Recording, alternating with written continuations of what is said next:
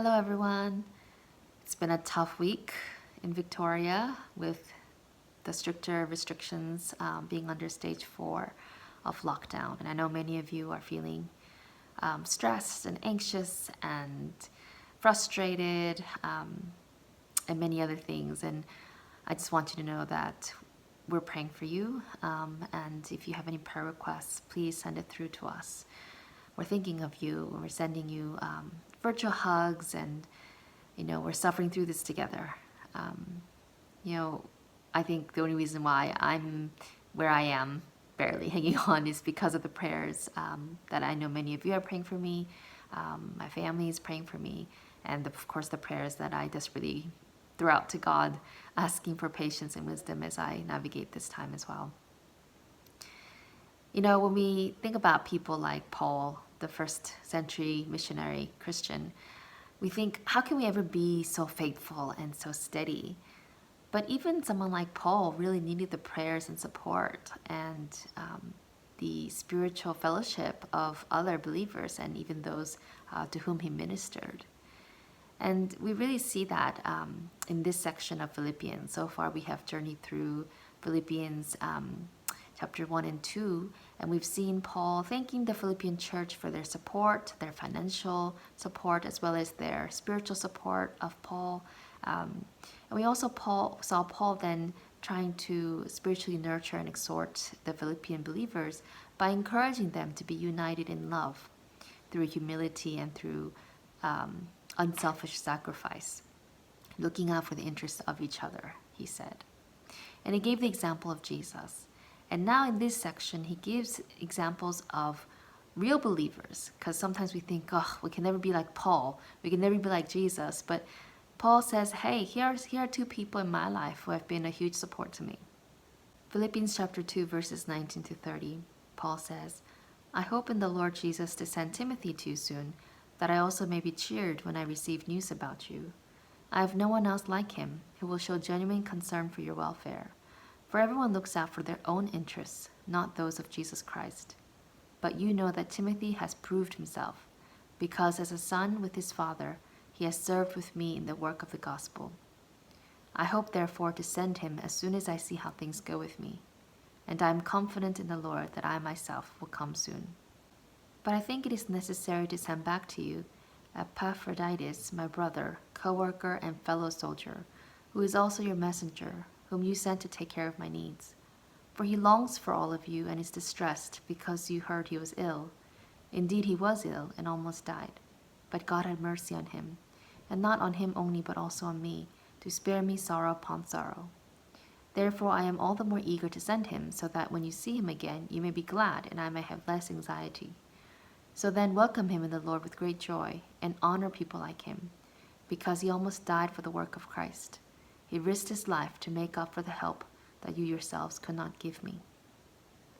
Timothy was the son of a Jewish mother and a Gentile father, and you can really sense Paul's affection and love for this young man whom he is mentoring and nurturing to become a pastor, an evangelist, a missionary, a church planter, just like Paul.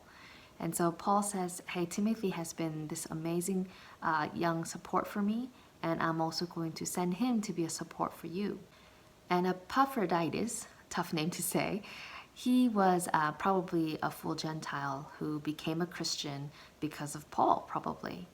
And we see that he probably volunteered to make this dangerous journey from Philippi to Rome in order to deliver this letter and the financial support that the Philippian believers were sending to Paul.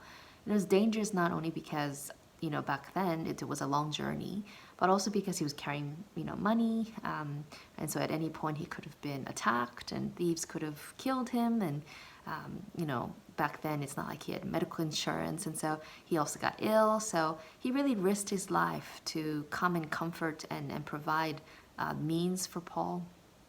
And also, Paul calls him, my brother, my fellow worker. He says, my fellow soldier. And so you can really sense that Paul really appreciates Epaphroditus for his work in the ministry. And I think we have a tendency to kind of forget about individuals who do all the supportive ministry. There are those who are the letter carriers, which is basically what Epaphroditus did. He carried a letter back and forth. And yet this ministry was so important, since that's how they were able to communicate and spiritually mentor and nurture each other during that time. When I think about my own life and ministry, there are so many people who support me through prayers, through their wise counsel, through their fellowship in the work, and just through their support. Even though they might not think they're doing much, maybe they think they're just letter carriers or doing a small portion, it actually means a huge deal. And in the same way, I think that there are people who I try to help or influence in a spiritually positive way. And it's often a two-way street where it's not like I just help them. A lot of times they help me through their support and prayers and their ministry to me. And so yeah, it's a beautiful thing when Christians are able to support each other. Paul was not a super Christian. Timothy was not a super Christian. Epaphroditus was not a super Christian. Each person was doing their part, fulfilling their spiritual gifts to help others in the church fellowship, whether it was carrying letters, whether it was learning and to pastor and fulfilling kind of traditional church roles, or whether it was through mentoring others, right? Everybody has his or her own spiritual gift that can be utilized to encourage and support someone else. And sometimes we don't say it enough to each other, but it actually makes a big difference. So thank you to all of you who pray for me and who are in my life and who really make my life and ministry better. I really appreciate you. I hope you know that. And I hope during this time it's actually an opportunity for you to also think about, who has nurtured your faith and how can you show appreciation for them? And are you nurturing anyone personally at the moment? Why or why not? So some things for you to think about and pray over and reflect on. Again, I am praying for you. Roy's praying for you. And let us know how we can help you during this very difficult time. And know that our thoughts are with you and our hearts are with you always. God bless.